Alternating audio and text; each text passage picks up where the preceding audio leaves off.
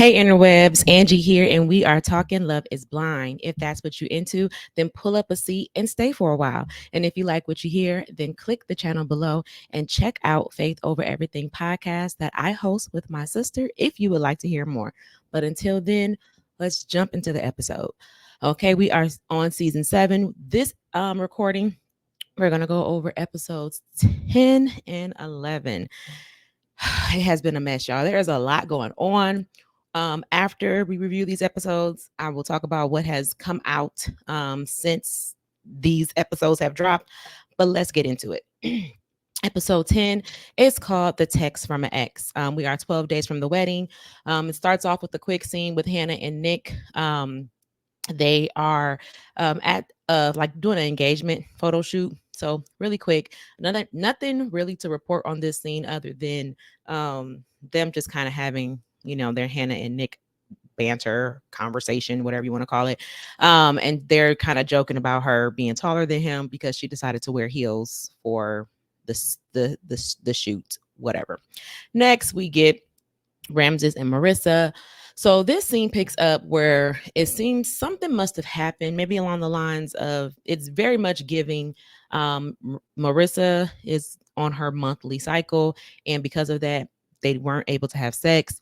And it seems like he wanted to have sex, or maybe she's sick. It's a little bit of everything. Like she's sick, she's having her womanly cycle, and he seems to be having a feeling away because he said that their sex life has gone down since Cabo. She's like, I turned you down about 3 times since then. And he's like, no, I just want to make sure that like whatever it is they're going through, like it's not a long-term thing. Again, I'm very confused because I'm like, I know this isn't just about her period. Like you can't, I don't know. Again, it seems like she might have been sick as well. So maybe it was like her period plus she was sick, and maybe it's been a prolonged period of time that he hasn't had relations. I don't know. She says that there's going to be different periods of time with throughout when you're with a woman that she may not be up to par. Like there may be times where she might be pregnant, she can't have sex. Postpartum, she may not want to have sex, things like that. And she just wants to feel secure in their relationship, that if those times occur, he's not going to go anywhere. So that was pretty much the gist of that conversation. Again, we kind of jumped into it mid whatever happened. We don't really get a clear picture of what happened before that, but that was the conversation. Next, we get Tim and Alex. We are at Tim's house and we are meeting his parents. We find out that his parents call him Drake. Drake is his middle name, and his dad is Tim Sr., basically. So it's just easier to call dad Tim and call Tim Drake. His mom shares that she believes that Tim is like her. So, like, when there are times where maybe they're feeling away and, like, are vulnerable, like, they don't want to, they just want to separate. Like, leave me alone, just let me be by myself, cool down, gather my thoughts, then I can come back. So she said that he's like her. And that way, they discuss marriage and how it's about, give and take and respecting each other. So, Alex sat there, she talked to them, things seemed well. Then we see a scene with Tim talking to his parents. I will say, I thought that was a little, like, unless it happened and we just didn't see it, I was wondering in the scene, like, don't we normally get the parents talking to Alex in this scene, because it's her parents. Like, we saw Tim talking separately to her dad. So where is the scene of Alex talking separately to his parents, I wonder. But anywho, we get a scene with Tim talking to his parents separately about how he thinks that him and Alex, they bond on the deeper things, but when it comes to the light stuff, they don't always see eye to eye. He mentions that she wants to cuddle, and he doesn't, we know that he doesn't like being touched. He gets hot, whatever. And his mom tells him, like, when it comes to marriage, you have to be aware of what your partner likes, what hurts your partner. So, basically she's like, you have to be able to compromise. If your partner wants something, even if you don't want to do it, or if that's not something that you would normally do, you're going to do it because your partner wants that, basically. The next scene we get is Ashley and Tyler. We're picking up from where we ended last episode. They're still having this conversation about her finding out about the 3 children. She's telling him that she's not mad, she's just disappointed, and she wants to know how how did this happen? Like, where did it come from? How did you, become a donor? And what is the dynamic between you and the children and the mom and everything now? So he says that he had a very close friend, and her and her wife wanted to have a baby, but they couldn't afford a sperm donor. And he felt like God was telling him to help someone. And I put in my notes, leave my God out of this, Tyler. Don't you do that, because we didn't see all the foolishness that came from this. And we know that you ain't fully telling the truth. So don't be using my God as a scapegoat to be like, God told me to do this. I felt like God told me to do this. No, mm-mm, mm-mm, mm-mm. Mm-mm. Okay, I'm gonna leave that alone. Tyler. She asked him, "Do the kids know what you look like?" And he told her, "No." Oh, he told her, "I don't think so." Mind you, if you are someone who has been on top of this story, not like I've been on top of it, but I get fed this stuff on the TikTok. Okay, sorry, that's a lie. The lie detector has determined that that is a lie. Sir, we seen the pictures of you at the twins' birth. We seen pictures of you wearing a basically daddy of the year shirt. The kids got on daddy's daughter, daddy's baby girl's shirt. The boy got on daddy's son. Sir, don't sit up here and tell us that lie. Maybe we'll get to that later. Um, Ashley said, you know what, we're just gonna take it hour by hour. Not sure how she feels about it, but she's gonna stick it out and try to give it a try. Okay. Now we are 11 days from the weddings. We have Garrett and Tyler. Got Garrett and Tyler. Garrett and Taylor. They're working at like some kind of like letter writing date station thing, like calligraphy or whatever. But they're working on using her grandparents, like they are. I think she wanted to use her grandparents' letters because her grandparents had wrote letters to each other, to kind of like honor them during the wedding and kind of use these letters during their wedding, for like romance. Like they each got to pick like a sentence of the letter to kind of write and, add as, I guess, a love note type of thing. It was very cute. The scene wasn't really all that great, but we do learn that Garrett's mom is struggling, to get on board, basically, and we don't know at this point if she's coming to the wedding. The next scene we get is Hannah and Nick. They are on like a ropes course rock climbing date. They speak on if they are ready to get married. So she asked him, like, "Are you ready to get married?" And he's like, "Well, I am." And the fact that like our parents, seem to like each other in terms of like your parents like me, my parents like you, whatever, like that was an added bonus, or whatever else. So he liked that. And she was like, "Well, family doesn't have any bearing on, whether we're going to get married or not." Basically, it's just like, our family's opinion basically shouldn't matter. Like, so that doesn't matter. And then she asked him again, like, "Are you ready to get married?" He just told you, yes, he was ready to get married, ma'am. Anyway, she then starts talking about how he needs to start being a partner to her and that she wants him to start taking initiative on stuff like having conversations, sex, things like that. He mentioned in the pods that he wants to start reading. She's like, "Have you started doing that yet?" And he's like, "No, I guess I could, I can get on that. I guess I could have been doing that last night instead of watching the game, whatever." And, she just kind of is like growling and snarling at him. So he shares that, he feels belittled by how she talks to him at times and that he would like to be treated as an equal.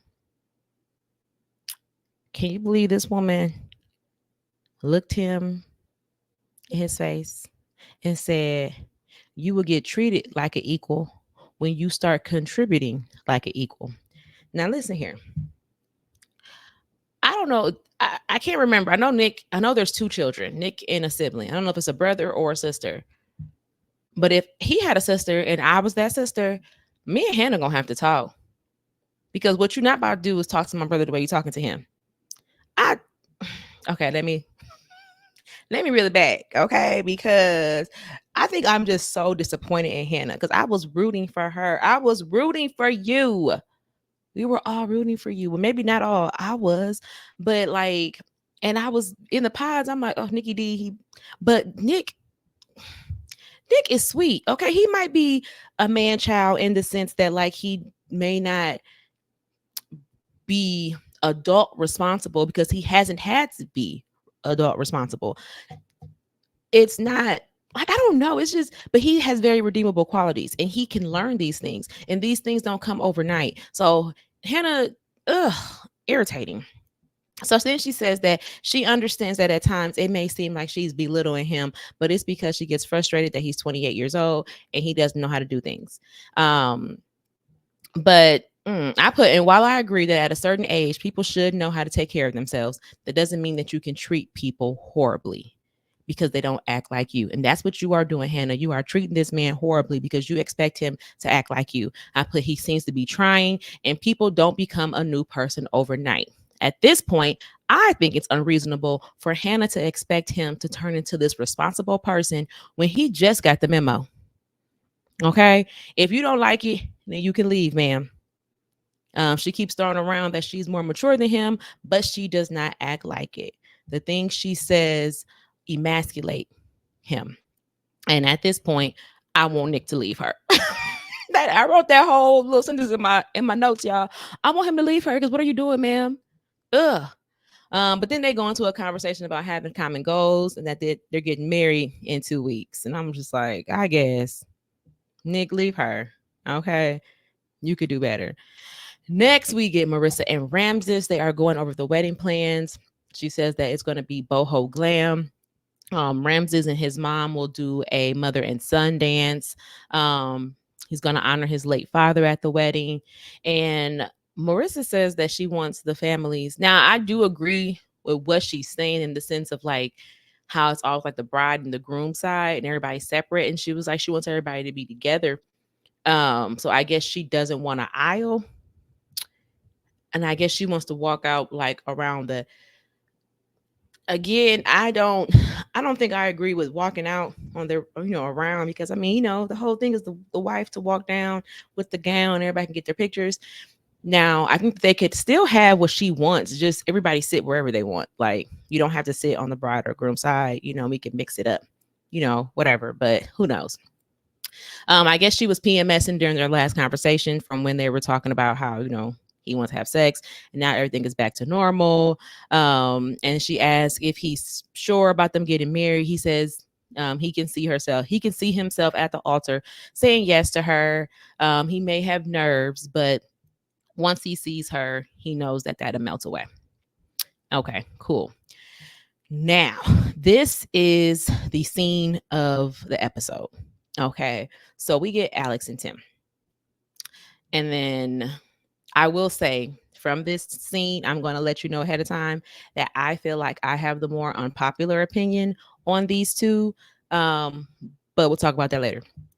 Tim is upset that when his parents came, they did a 10-hour drive.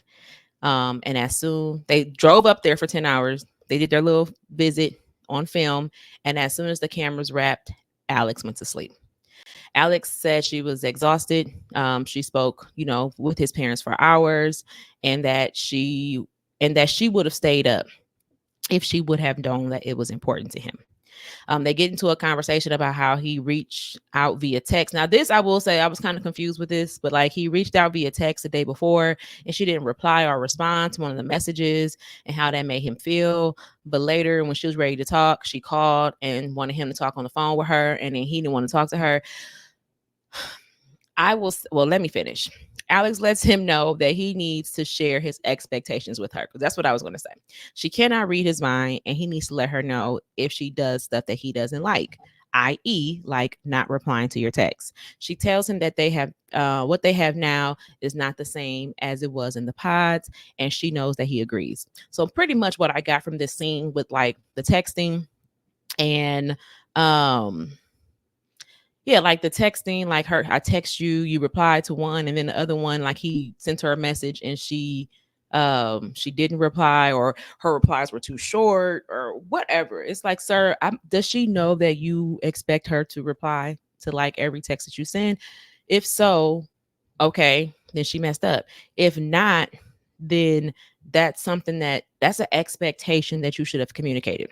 Furthermore, she did say like, well, maybe I was, I called you and whatever, and talking on the phone is more my thing, and maybe I should have communicated that. So it sounds like when it comes to your communication preferences, you guys have not communicated that, and now he's frustrated, she's frustrated. I don't think anybody's to blame necessarily in this communication thing. I'm not gonna put it on her. I'm not gonna put it on him. Um, Tim says that he agrees that their communication since the pod is like, or them since the pods is not the same.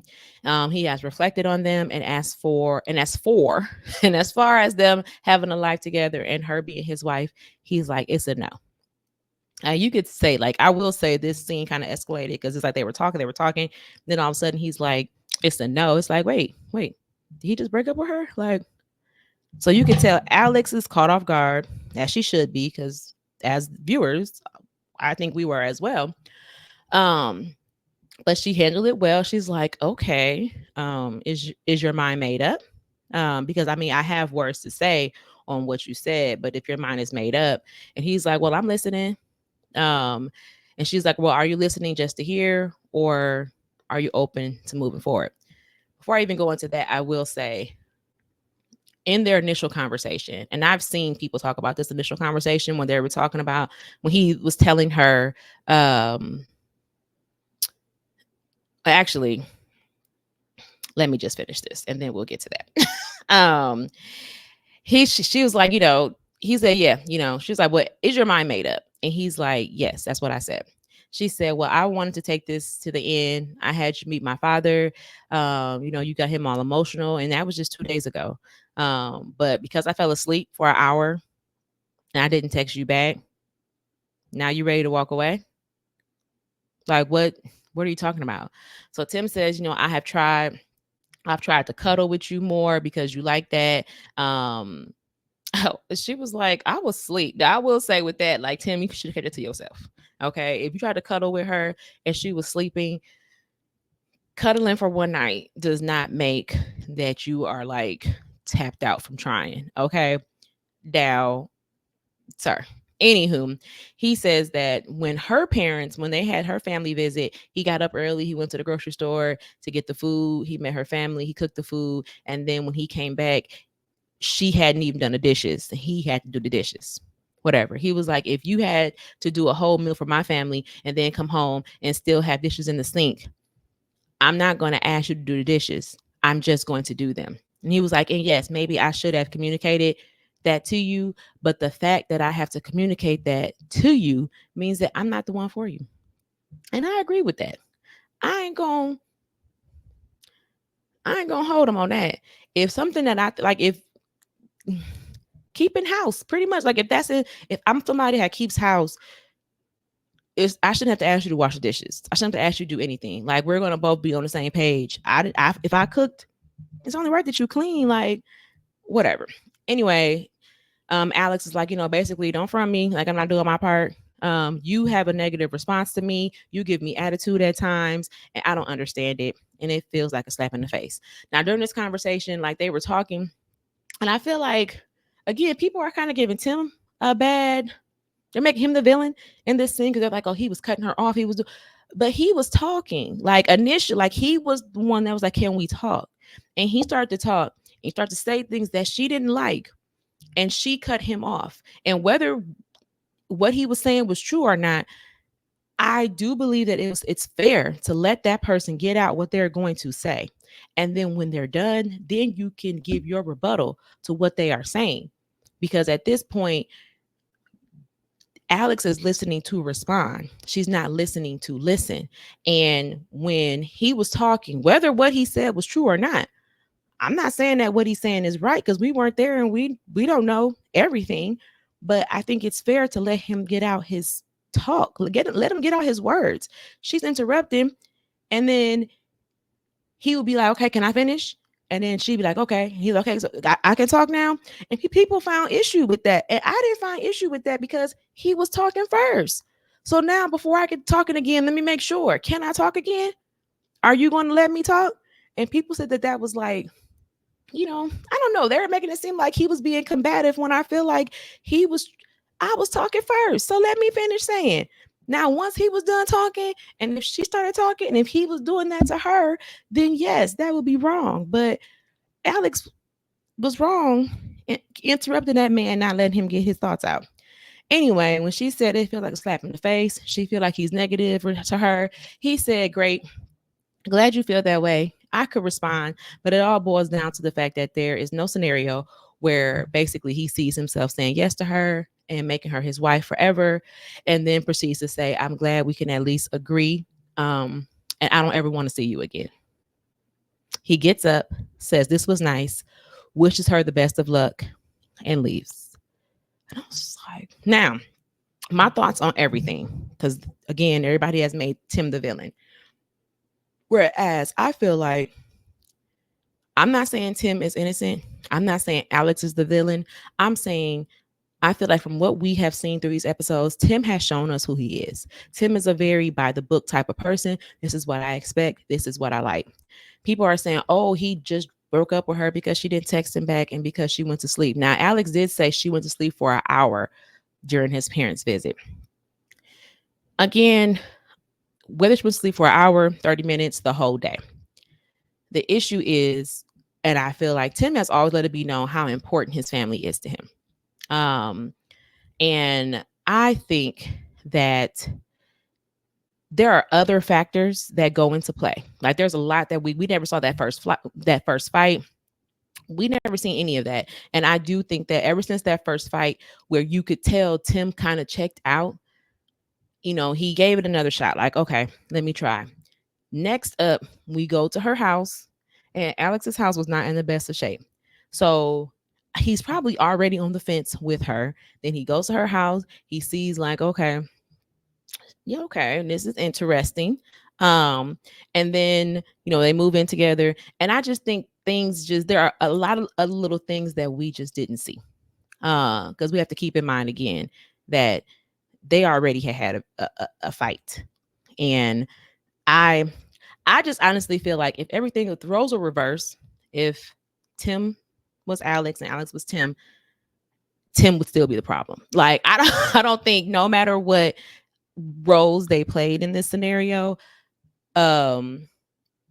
social media or the world would always make Tim the villain, because in the first initial thing that they had, Alex seemed to be the aggressor. Alex put her hands over his mouth. Like, granted, we didn't see that, but they spoke of it. So I think that, not to say that Alex is a bad person, I just think that they just didn't work with one another. And I think Tim was just like, okay, you know what? This isn't working for me. I'm going to leave. But I don't know. Whatever. Those are just my thoughts. But yep, they are out of here. Okay. So we're done. So now we are 10 days into the wedding, and I put that it seems that we are now down to 4 couples. All the couples are getting ready for the wedding. We get a quick scene with Garrett and Tyler. She asked, "Is he ready for their flight in the morning?" So it looks like they are flying out to San Diego the next morning to go see her family. He says he's ready. Hannah and Nick. Hannah's excited to see everyone dressed up tonight. Like they were doing like a Great Gatsby type of theme, or whatever. Nick says he thinks some people will want to have closure. It's gonna be cool to see other people. And she was like, "Okay, is there anybody that you need closure with?" And he was like, not closure, but maybe I talked to Katie because they matched up the first few days in the pods, but then they didn't talk anymore. And he doesn't want closure, just a simple conversation. Hannah's like, okay, I don't need closure with anyone. I made a decision, so that's my decision. And so it's like, okay, but to be fair, you gave Leo closure in the pods. Let's not act like you chose Nick and then let that man talk to you into coming back and seeing him again the next day. So how little we forget, or how quick we forget, Hannah. Anyway, now we are at the party. Before the party starts, we see Garrett and Taylor walk in, or where they're walking in, and we see them outside, and they're having a conversation about how he should be shutting down conversations with women from his past. We find out that he had a ex texted him, and he didn't reply to the message. He just like gave it a a thumbs up or a heart or something, that made Taylor feel away, because she would rather him have shut down the relation or shut down the conversation, something along the lines of like, I'm engaged now, whatever. But yeah, so they kind of have that before going into the party. Now they're like, we'll just table it, talk about it later. They go into the party happy. Um, Tim and Alex show up to the party. Of course, they show up separately. Alex is telling the ladies how she thinks Tim is a coward for meeting her father and then ending their engagement. And she's like, "Are you gonna talk to him at all?" She's like, "No." He said he never wanted to see me again. And he did say that. We see the men talking to Garrett, and Garrett is asking Alex, has he talked to, or he's asking Tim, has he talked to Alex today? And he's like, nothing to talk about. So we're like, okay. Alex shares with the women that Tyler has kids. They say that they think that she'll be able to get over it. And she agrees because of how he treats her and he fights for her, but it's still a lot. Okay. Monica shows up. She tells the ladies that she talked to Steven and they were on the phone for over 2 hours, and that they talked through everything and that they are now in a good place. So okay, they won't be together, but maybe they were able to kind of have a nicer ending. Bowden shows up to the party, and then Katie comes to the party. Hannah hugs her and introduces her to Nick. I want y'all to remember that. Katie comes in. Hannah's like, "Oh, Katie, hi. You want to meet Nick?" Remember that. Katie tells Hannah that Nick is better looking in person, because I'm guessing she's seen his IG and he's better looking in person. We get a scene with Garrett and Taylor and Ashley and Tyler, and they're sitting at a table, and they're talking about this text. How he's telling them his ex from 6 years ago sent the text and he liked it. He's like, "Oh no, I responded," and Taylor's like, "Wait, but you responded? Like that's different from what you told me." And he's like, "Oh no, I said I responded." And she's like, "No, you didn't." So they get into this situation where she's upset because you ain't tell me that you responded to this lady message. You said you liked it. So she's like, "Let me see your phone." And he was like, "Oh, it's across the room." But like she was sitting, and he's like, "It's across the room," but she didn't move. So he was just kind of like, "Okay, well, I guess I have to get it later. I can get it if you like," but she don't move. So all right. So um they're like, "Okay, well, what did you say?" And he was like, "Well, I basically text her back that, I couldn't talk to her and that, he was engaged and that they shouldn't message each other." So she's like, "Well, first you said you liked it. Now you're saying you sent a message." And he was like, "I told you I responded." And then Taylor's just upset. She has to have a moment. She gets up, goes away. Ashley goes with her to go comfort her. And I will say, I don't know if Garrett got comfortable because he was sitting with Tyler. And when you're with the guys, you're a little bit more like free flowing, like, or maybe the alcohol started flowing and loose lips sink ships. I don't know. But yes, definitely from the scene we saw, she definitely mentioned him liking it and he replying to, like, him responding to, yeah, all he did was like it. So kind of seems there's a miscommunication here, Garrett, of what you really did. We see Marissa's, Ramses, and Bowden talking. After talking to Bowden, or they call him Bodie. After talking to Bodie, Marissa was like, "Yeah, it's just really a friendship there. Like I don't feel it other than friend zone," and that she was confident in her decision that she picked Ramses because that's her man. That's her man. We see the women all talking at the table. Katie is telling the women how cute Nick is again. And I was like, okay, Hannah's sitting right there. So this is the second time we didn't see Katie talk about how cute Nick is. We then get a scene with Hannah talking to Ashley, and they're talking about so I put Hannah sharing with Ashley that she's very self-aware and she knows that she is overly critical and hard on Nick because she is overly critical and hard on herself. Ashley tells her that, Nick has some things to work on, but show him the fun, Hannah. show him your fun side because you were fun in the pods. Um, she then gets to talking about how Nick is a selfish lover, things that he don't like to do, how um she basically, let him know like what she likes to do sexually or how he could satisfy her sexually. And that was like 2 weeks ago and he still hasn't done so. And, she's open to being sexually explorative. And that's how she's been with her other partners. But Nick is not like that. He thinks certain things are gross when it comes to satisfying a woman and she wants her needs met.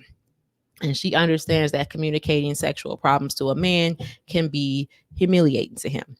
And I'm like, if you know this, why are you on national television, international television, talking about this man sexually and what he doing and what he not doing for you?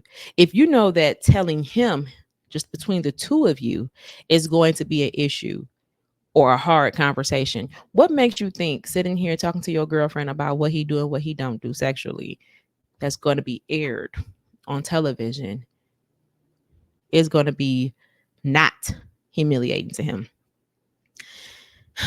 Anyway, we cut over to Katie and Nick, and they are talking off to the side. We then see Monica and Hannah kind of see them talking, and they're watching. Hannah's sharing how Katie is supposed to be her friend, but she has told her, all night that Nick is attractive. She was like, Monica was like, oh, she told me that too. Hannah's like, oh, I should kill her, whatever. And Monica was like, oh, we love her. And Hannah was like, well, I did love her. Okay, ma'am.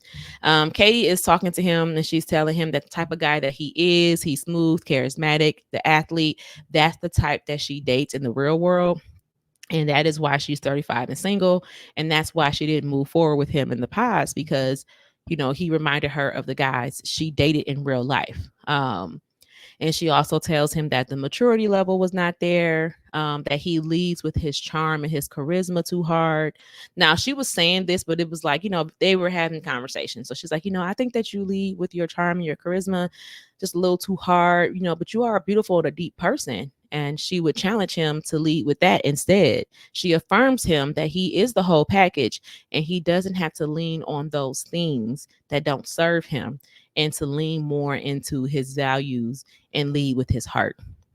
So it was a nice conversation. They were a little flirty, but she basically was like, hey, don't that charm, charisma stuff, like it's not really you. It turns people off. You could do better.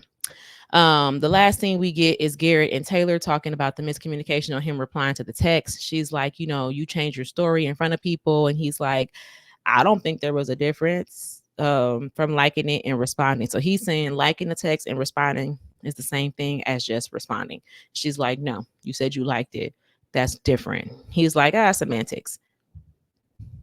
He ends up apologizing and he admits that he should have told her about the text and everything sooner because he told her right before the party pretty much, and it had happened earlier that day. He feels bad that she's upset.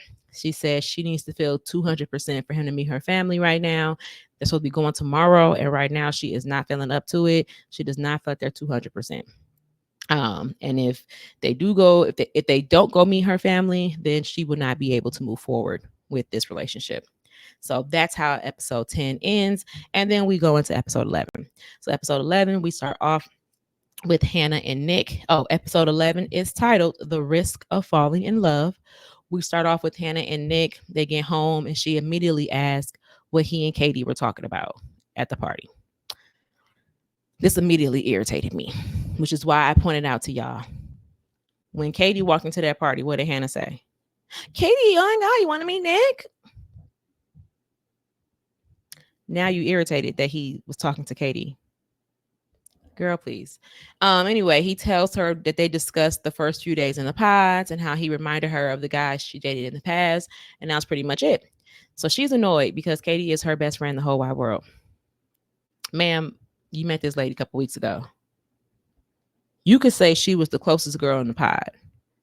But your best friend in the whole wide world. And she kept saying that throughout the scene. But she's my best friend. She's my best friend. She's my best friend.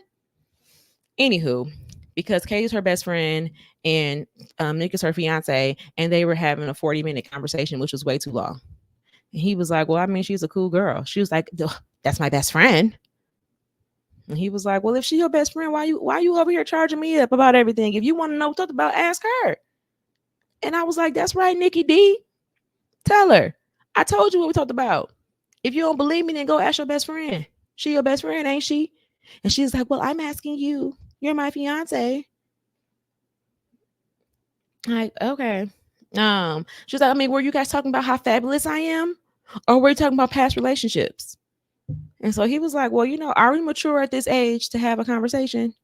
She says, I have to read my notes, y'all, because she said, are you mature enough, Nick? Because I have taught you everything you know, and I have turned you from a boy to a man. And I want y'all to imagine that sentence, but add some F-bombs to it, because that's what she said.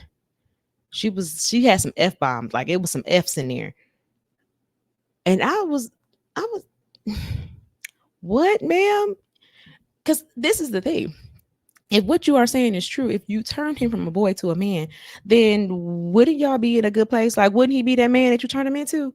Because it seems like you keep complaining about how he's still the same person he was, who you say is an immature person. So if he's a man, are you not a good teacher? Like, what's going on?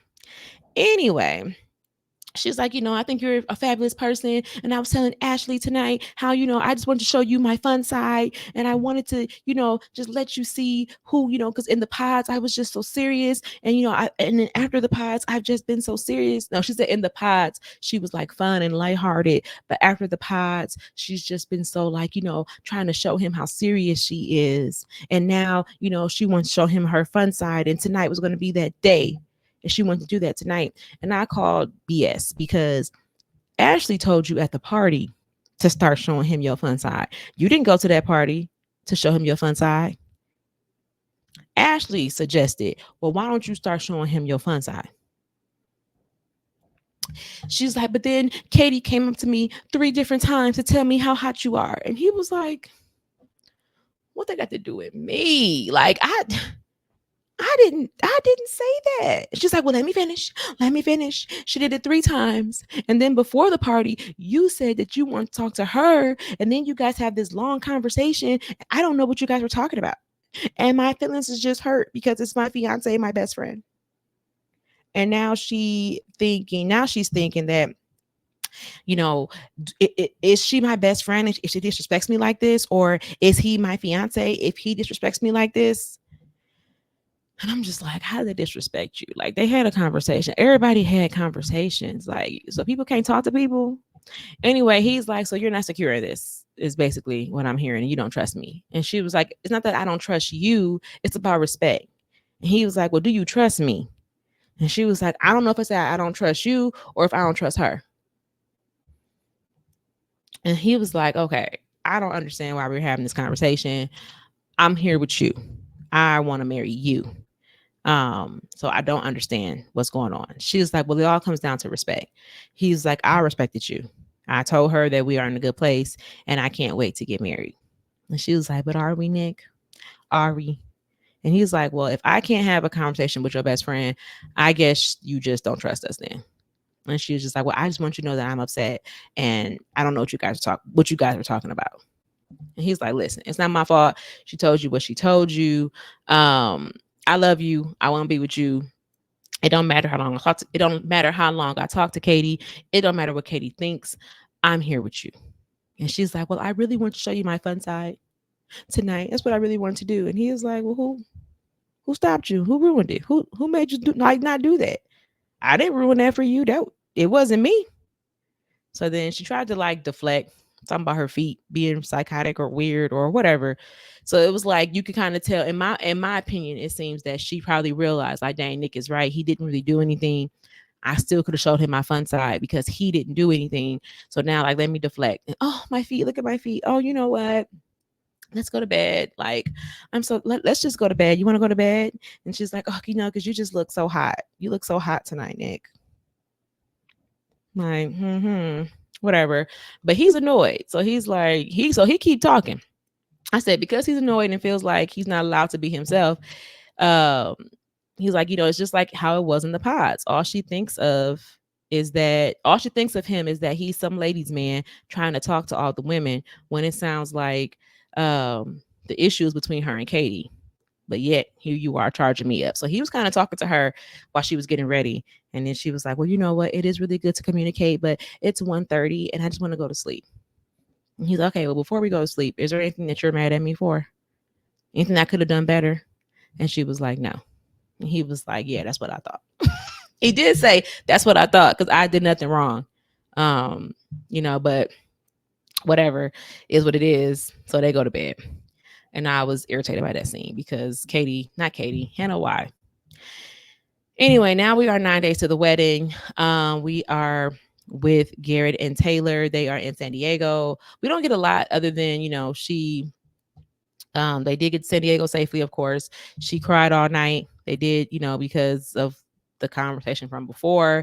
It sounds like she must have seen the text exchange because she did say that it was a lot more friendlier than she thought it would be and that she feels bad. But as far as considering or continuing the conversation, they're tabling it because they're in San Diego and they're meeting her family. And then we do see a scene with her them at like a table with family and friends, but it's like iPhone footage. So clearly they probably did not record or film with the actual family in San Diego.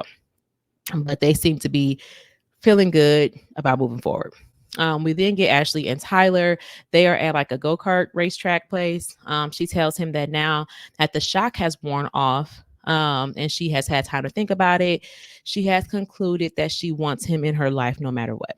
Even though it's not what she envisioned for herself, it's worth the reward, and he is the reward. But she hopes that there's no more cats that fall out of his bag or bones that come out the closet. And she's like, she can't make any promises, but that's the only pass he's getting pretty much. I'm like, okay. All right. I mean, I don't know, because we clearly know there have been more cats that fell out of the bag. So interesting to see where they are now. Marissa and Ramses, they were in the kitchen baking. They fill out their marriage license online. And that was pretty much this scene. I think he was like joking with her, like, hey, what's your birthday? It's April. I don't know if he was joking or if he was being serious, but that's pretty much that. I only put this scene in here because it was interesting to me how you can do a marriage license online. Is that a new thing? Because I got married in 2015 and we could not do it online. Or maybe it's a different state thing. I don't know. We could not do ours online. Would have been a lot more what's the word, convenient to be able to do it online instead of having to go all the way down to the courthouse and do all that stuff. But yeah, cool. Anywho, now we are with Hannah and Nick. We are meeting her friends. She tells him that he's lucky to meet her friends because most guys don't get this opportunity. And he was like, well, I mean, you turned me from a boy to a man. And that cracked me up. I don't care. That's right, Nikki D. Okay, remind her. Why are you surprised that I'm meeting your friends? Didn't you turn me into a man? You did this, didn't you? So she was like, well, do you think our issue has been resolved? And he was like, yeah, I mean, sometimes I come across flirty and it comes across the wrong way. But, he's trying to adjust that behavior and he's trying to change for her. And she was like, so you're trying to change your flirtation for me? And he was like, I'm trying to change my personality for you. And she was like, so me asking you not to flirt is changing your personality. And he was like, I wasn't flirting with anyone, but it comes across as that. Whatever. And so she was like, well, I feel like with this experiment, we're going to get tested. And I think that you failed the test, Nick. Whatever. And I'm just like, so what did he fail? Like, I don't understand Hannah, and I don't understand what she wants from Nick. Nick, I feel like Nick is trying. He just told her, like, girl, I'm trying to change. I know that I come off as I'm a natural flirt, basically, and I'm trying not to be that anymore. Whatever. And she's like, well, that's your personality. That might not be his full personality, but that's part of his personality. So yes, I'm trying to change that part of my personality for you. Whatever. And I'm talking to you about it. And somehow I failed. Like, no, ma'am, you failed. Anywho, her friends end up showing up. They get a little background on Nick. They ask him about himself. He tells them about himself. And then they talk about them being ready for marriage. They end up talking about how certain situations seem harmless to Nick, but an issue for Hannah. Of course, she tells them about the duck situation and how he laughed when the lady said, Hannah was being jealous, whatever. But I feel like the way she says it is like she makes it seem like the lady was like, oh, she's jealous. And Nick was just like, oh, whatever. Like, like building, like, hyping the lady up to talk about his chick. Like, she just said she was jealous, and he was just like, haha, and they just continued to do what they was doing. Like, I don't, and it wasn't like a threat situation where Nick knew he wasn't gonna be with this woman, the other woman. So I don't know. It's just I feel like Hannah, she adds sauce to stuff to make Nick seem bad, whatever. Anyway, Nick communicates that maybe he isn't as mature as he thought he was. And, sometimes that has him questioning himself because he thought he was mature enough for marriage. So Hannah's like, well, um, when you get married, you don't have to change who you are, but you do have to consider your spouse in certain situations, in certain actions, or with your actions. And I agree with that. She is correct. She was like, so if you are a natural flirt and you say you can turn it off because you're with me and you don't, then don't make me feel like you can. Whatever. Nick was like, that ain't what you said last night. And she was like, what did I say last night? And I don't want you to share anything that you're not comfortable with, but you can share how you feel, whatever. And it's like they're having this conversation, but her friends are sitting there. So it kind of seems like this is a private conversation, but you're having it in a public setting. But Nick was like, go ahead, you got the floor, say what you're gonna say. So she tells them that she feels like he has reservations that he's not sharing with her because he thinks if he tells her the truth, then she will not want to be with him anymore and she'll be out of his life. She then says that if he says no at the altar, she will no longer be with him. So to me, it sounds like she thinks that Nick may not be ready to marry her, but he's telling her he is.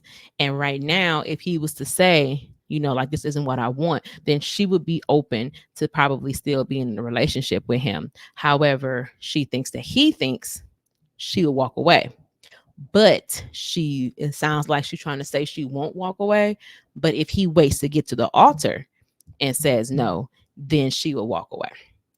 Whatever. Her friends ask him, like, what do you think about that?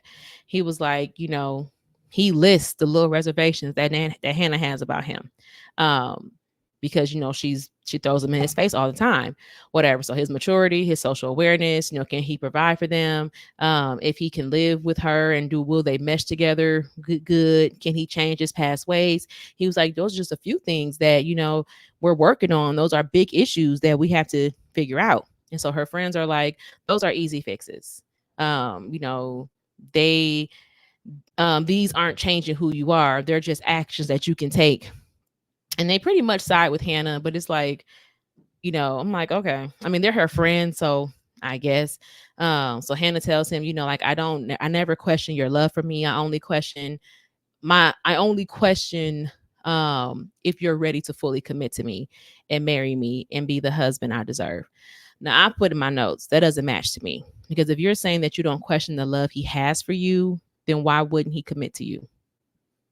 And I know that sometimes love isn't enough, but girl, you don't make it easy to love you. But if this man is fully committed to you and he's showing you every day, he shows up every day for you, what else does he have to do to show you that he wants to be with you? What else does he have to do to show you that he's fully committed? He's in this every day. I said, I feel bad for Nick in this moment because I think he's trying to be nice. He's not telling her friends how much of a horror this woman has been to him and the person that he's really dealing with. And, and I put, things are easy to change, but it's also a lot of things that he has to adjust to in a small amount of time, especially when the person that you're with points out every mistake you make, whatever. And they can dish it, but they can't take it. Because when he tell her about her flaws, she ain't trying to listen to him. Nothing is wrong with her. She's perfect.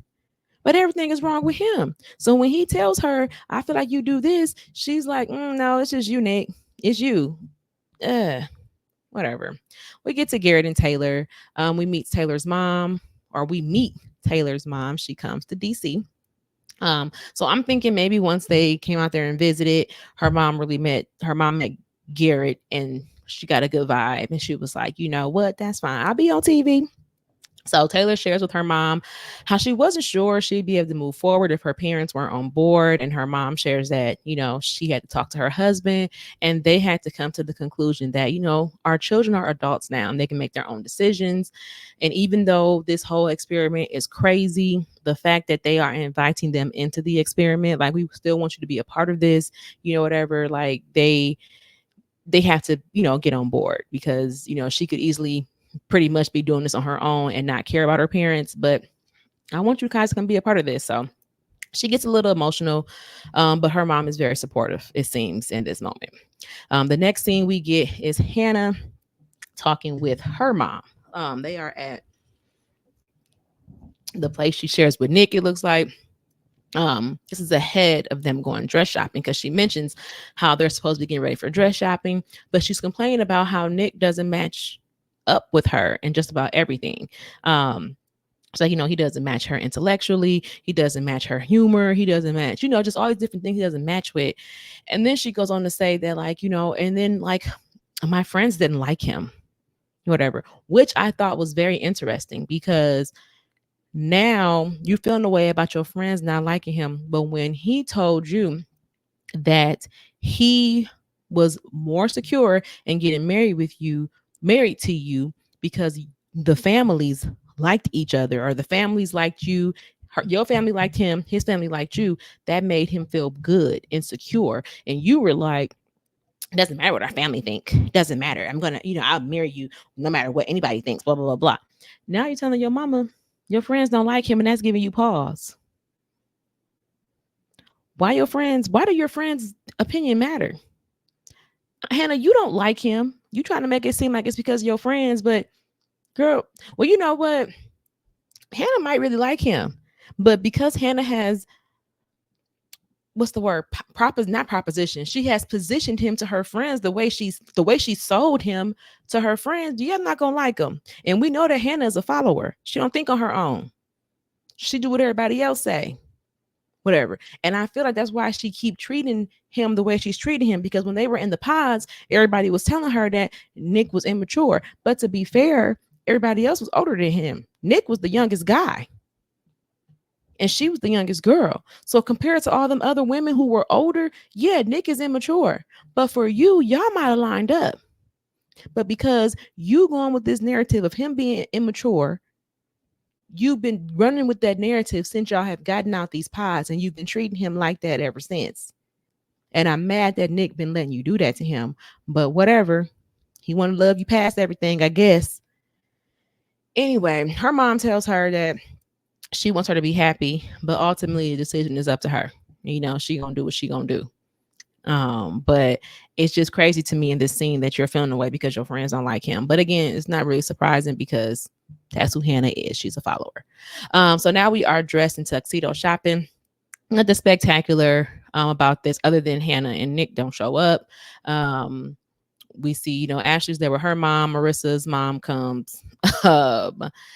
What's her name?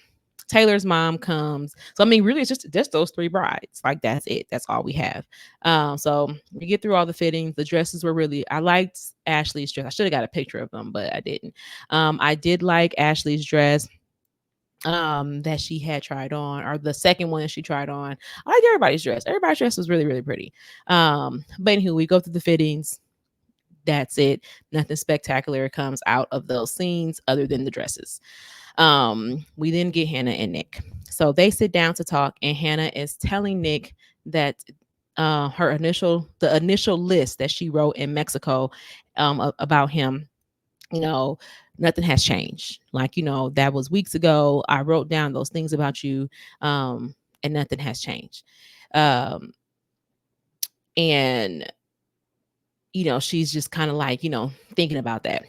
My notes say, what got me is she is constantly putting him down and disrespecting him, yet she is telling him that he doesn't have any respect for her. And that he says, so she was like, you disrespect me. And then, you say that I make you feel unconfident, like, whatever, which we all know she does because she put this man down every chance she get. She said, I don't think it's me. I just think that's your ego. Because that was one of the things she had on the list was confidence versus ego. And I don't think that it's me been making you feel unconfident. It's your ego. No, ma'am, it's you. It's not his ego. It's not his ego that feels he's not deflated. Like, or if it's even if his ego was deflated, you did it. You deflated his confidence and his ego. Even if he does have a confidence versus ego problem, you deflated them both. Anyway, um, and she told him that he's delusional because he can't see how she feels. And I'm like, somebody's delusional in this relationship, all right. But it's not Nick. So they get into a conversation about his responsibilities and what he does. And I feel like this is again another instance where she is trying to make him not feel, but she's putting him down. Like you're putting him down in this moment because you're like, well, what are your responsibilities? You know his responsibilities. You know what he takes care of. You know what he does and what he doesn't do. So to have him list again what he does, and it's like I feel like she was trying to do it to embarrass him, like because he doesn't do too much but pay. He said he pay his car. He said he pay his bills, and she was like, "What bills? What bills do you pay?" And he was like, "I told you, like my car, my gas, my insurance, whatever." She's not impressed. He tells her he's never seen this side of her that she has been showing him lately in terms of putting him down as much.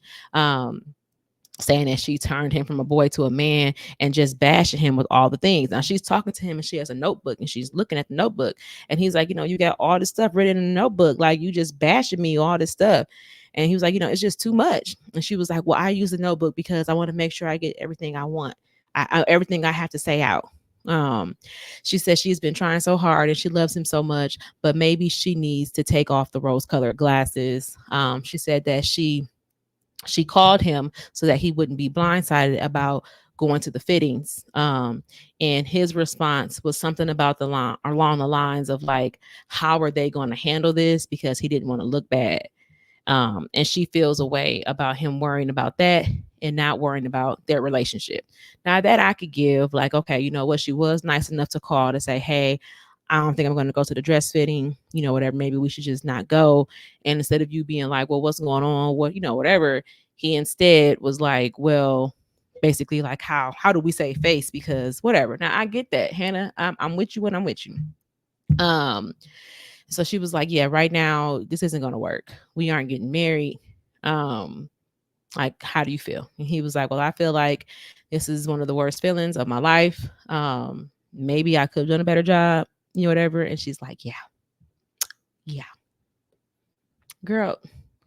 He said, I thought I was good enough for you. I guess I was wrong. I thought you understood me. I guess I was wrong.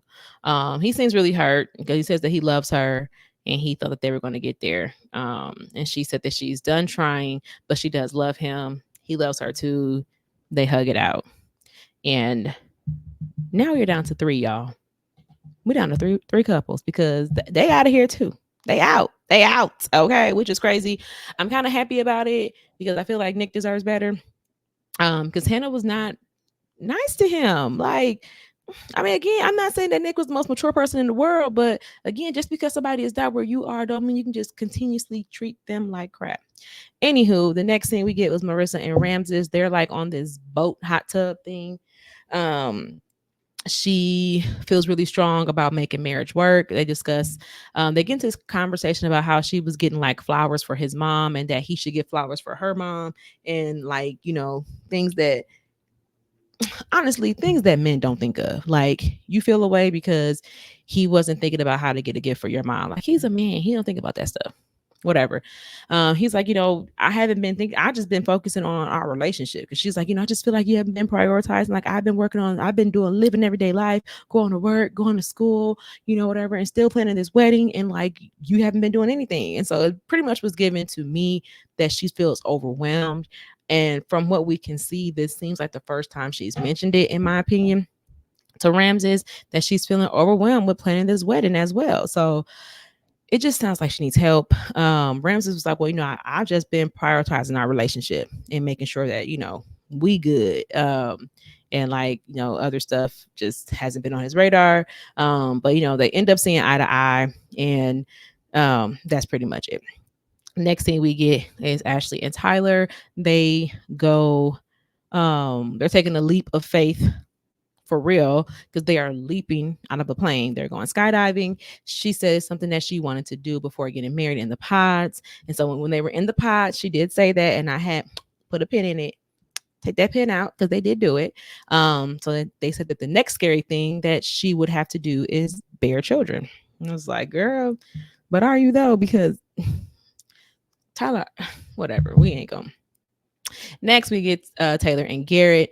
They are in like this moving art room for dinner. It was really pretty, really nice. They just seem so smitten with one another. They have a cute conversation about the experience and how they feel about how they found each other.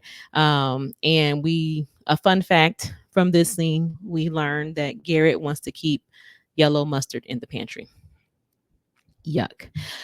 We are 2 days from the wedding now, and we are with Ramses and Marissa. And Ramses seems to be having second thoughts. He loves her, but he feels like getting married is a risk.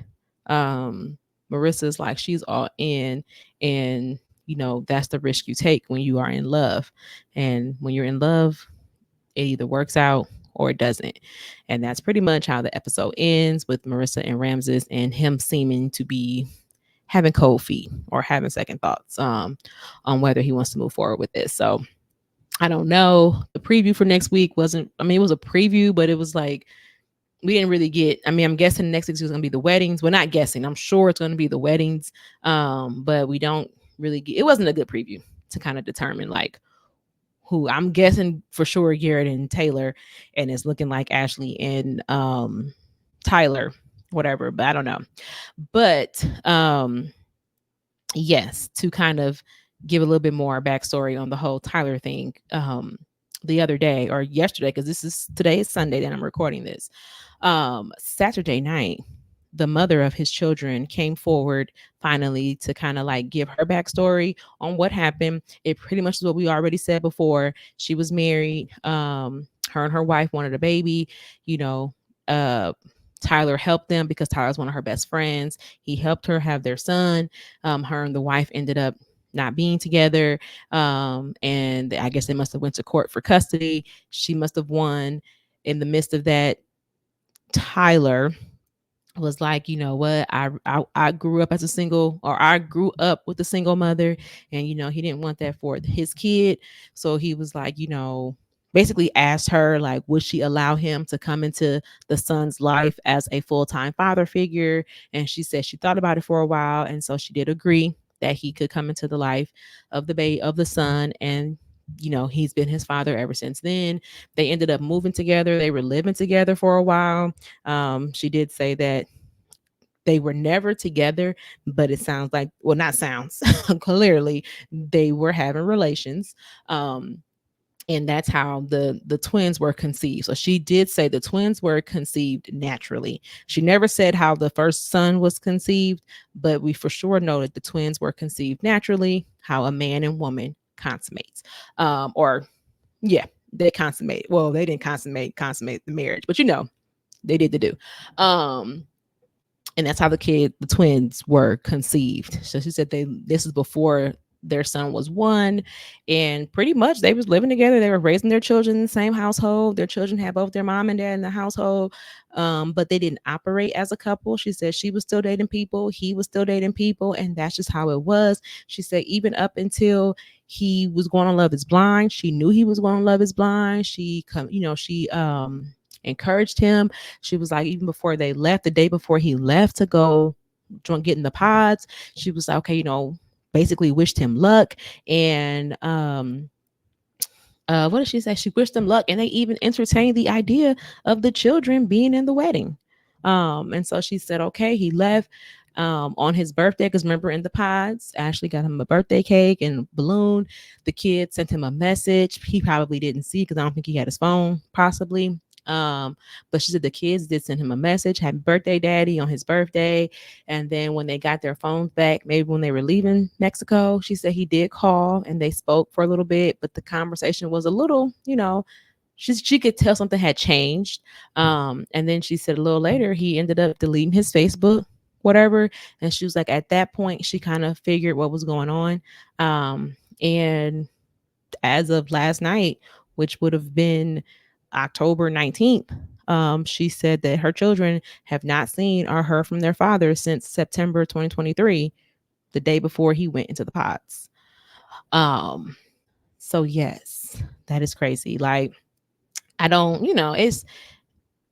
I don't know. I don't know what happened, why it happened, how it, I don't know. It just seems weird to me that, or I feel for those children, because it seems like from the mom's perspective, she was saying like, it's not like we were in a relationship, we weren't together. I just don't understand, me personally, why he just left these kids. Like, I don't know. Cause I was rooting for you, Tyler, too. Like, I don't know. Maybe in the what is it, the reunion, maybe we'll hear more. Maybe we'll see if him and Ashley made it down the aisle. And if they did, like, when the other cats came out the bag, how does she feel about it? How does she feel about it? Does she believe him? Does she believe the mom? Like, Lord. But that's it, y'all. If you want to hear more or you like what you hear, check out Faith Over Everything podcast. Click the link below to the channel below. Check out our most recent episode. And I guess I will be back next week after the weddings. Ta-ta.